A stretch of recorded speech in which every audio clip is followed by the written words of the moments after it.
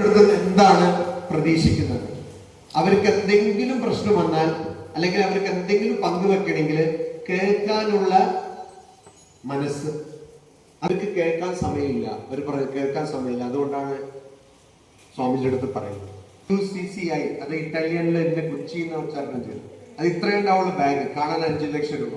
അപ്പൊ ഈ ലേഖിക ഒരുപാട് ധനമുള്ള ലേഖ, അത് അവരുടെ മകള് ചോദിച്ചപ്പോൾ തന്നെ വാങ്ങിച്ചു കൊടുക്കും. സ്വഭാവം തന്നെ നമുക്കും, അതായത് നമ്മുടെ അച്ഛനമ്മമാര് എന്താണോ നമുക്ക് വാങ്ങിച്ചു കൊടുക്കാത്ത അതിനേക്കാളും കൂടുതൽ വാങ്ങിച്ചു കൊടുക്കാം.